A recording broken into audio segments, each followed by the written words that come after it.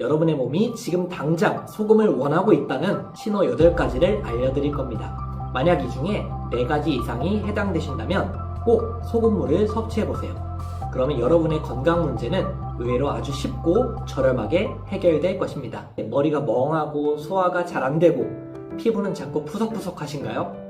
이상하다 싶어서 병원에 가봐도 검사 결과가 늘 정상인 분 계시죠? 이런 상태를 우리는 반건강 상태라고 부르는데요. 이럴 때 정말 답답하죠. 영양제를 이것저것 먹어봐도 별로 달라지지 않으셨을 겁니다. 그런데 여러분, 그 영양제들을 내 몸이 제대로 받아들일 만한 바탕이 안 되어 있다면 어떨까요? 기초공사 없이 건물부터 올리면 무너지듯이 우리 몸의 가장 기본이 되는 것이 바로 체액 농도입니다. 우리는 흔히 소금은 나쁘다, 짜게 먹으면 큰일 난다 라고만 배워왔습니다. 하지만 소금을 충분히 안 먹으면 우리 몸은 정상적인 기능을 하지 못하기 때문에 건강에 문제가 생깁니다. 소금은 우리 생명활동에 필수적인 전해질이기 때문입니다. 왜 소금이 건강의 바탕일까요? 우리 몸의 혈액과 체액은 0.9%의 염도를 유지해야 합니다. 링거액이 0.9%의 식염수인 이유가 여기에 있습니다. 소금은 단순히 짠맛을 내는 조미료가 아니라 우리 몸속 세포들이 영양분을 흡수하고 노폐물을 내보내게 만드는 펌프 역할을 합니다. 영양제를 먹기 전에 소금물을 통해서 몸속의 전해질을 먼저 공급해줘야 하는 이유가 이것입니다. 자, 이제부터 현대인들이 가장 많이 겪는 소금 부족 8가지 핵심 신호를 하나씩 살펴보겠습니다. 내 몸에 몇 개나 해당되는지 체크해보세요. 첫 번째, 안구, 입안, 피부가 바짝바짝 마르는 건조증입니다.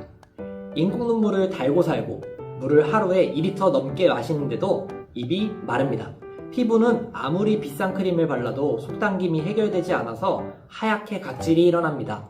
이건 몸에 물이 부족한 것이 아니라 물을 세포 안으로 넣어줄 소금이 부족한 것입니다. 세포 안팎의 농도 차이를 만드는 나트륨이 부족하면 물은 세포 안으로 들어가지 못하고 혈액 속만 떠돌다가 배출됩니다. 세포는 물속에 잠겨 있으면서도 목말라 죽어가는 상태인 거죠. 소금기가 없는 물만 마시면 몸의 건조증이 절대 해결되지 않습니다.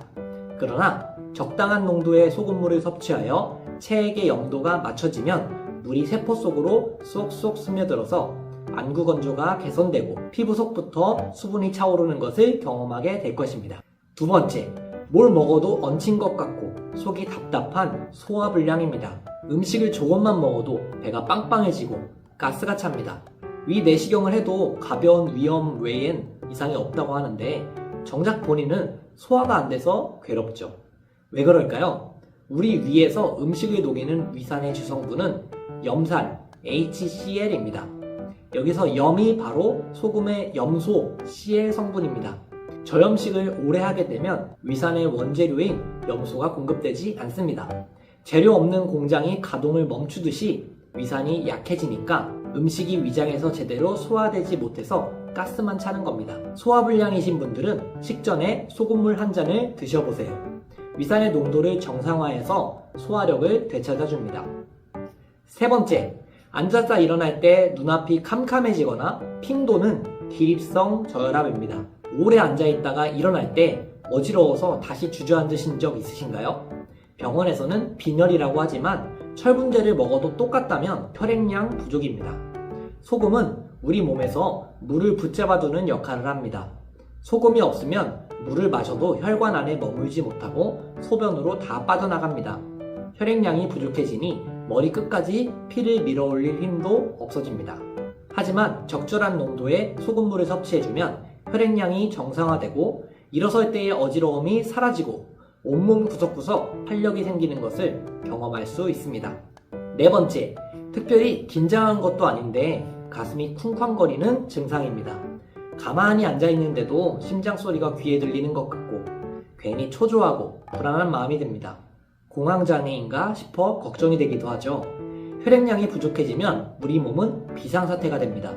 적은 양의 피라도 빨리 돌려서 생명을 유지해야 하니까 심장을 평소보다 훨씬 세게 그리고 빨리 뛰게 만듭니다. 심장은 지금 생존을 위해 풀가동 중인 겁니다. 혈액량이 충분해지면 심장은 여유를 되찾습니다.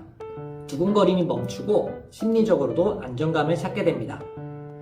다섯 번째, 머릿속에 안개가 자욱하게 낀 것처럼 멍하고 집중이 안 되는 브레인 포그 현상입니다. 분명히 아침에 일어났는데 정신이 맑아지는데 한참 걸립니다. 책을 읽어도 내용이 머리에 안 들어오고 방금 하려던 말이 생각나지 않아서 당황스러울 때가 잦아집니다. 우리 뇌는 우리 몸에서 에너지를 가장 많이 쓰는 기관입니다. 모든 정보 전달은 나트륨 통로를 통한 미세한 전기 신호로 이루어집니다. 소금이 부족하면 뇌세포 간의 통신 회선에 전기가 끊기는 것과 같습니다. 전기가 약한 컴퓨터가 느려지듯이 뇌의 회로가 느려지는 것이죠. 적절한 염분이 공급되면 뇌신경의 전기 신호가 즉각적으로 활성화되어 나른함과 멍함이 사라지고 사고의 속도가 개선될 수 있습니다. 6번째, 갑자기 찾아오는 근육 경련입니다. 발가락이 꼬이거나 종아리에 쥐가 나고 눈밑이 파르르 떨리는 증상이 자주 나타납니다. 근육은 나트륨, 칼륨, 마그네슘 같은 전해질의 전기 신호에 의해 움직입니다. 소금이 부족해지면 전기 신호가 엉키면서 근육이 제멋대로 수축해버립니다.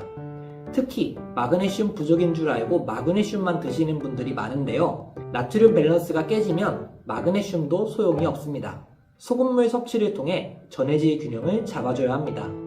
소금물로 전해질 균형을 잡아주면 근육이 부드럽게 이완되고 근육 떨림도 사라집니다.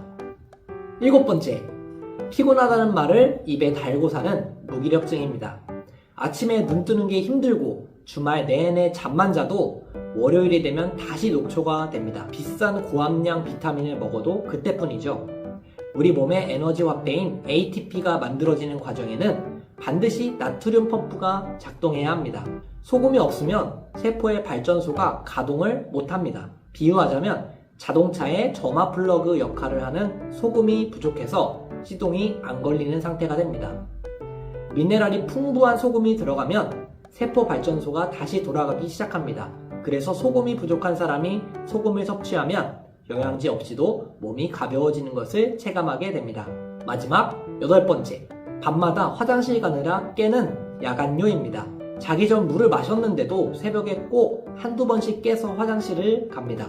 잠은 깨버리고 다시 잠들기 힘들어서 다음날 일상에 영향이 갑니다. 우리 몸은 염도가 낮아지면 몸을 보호하기 위해 수분을 억지로 내보냅니다. 농도를 맞추기 위해 물을 버리는 것이죠. 낮에는 활동하느라 참다가 밤에 누워있을 때 이 작업이 집중됩니다. 소금이 부족해서 생기는 야간요입니다. 자기 전에 따뜻한 소금물 한 잔을 마시고 자면 몸이 수분을 안정적으로 보유하게 되어 밤새 화장실 안 가고 꿀잠을 잘 수 있는 컨디션이 만들어집니다. 지금까지 살펴본 소금이 부족하면 나타나는 현상 8가지를 정리해 보겠습니다.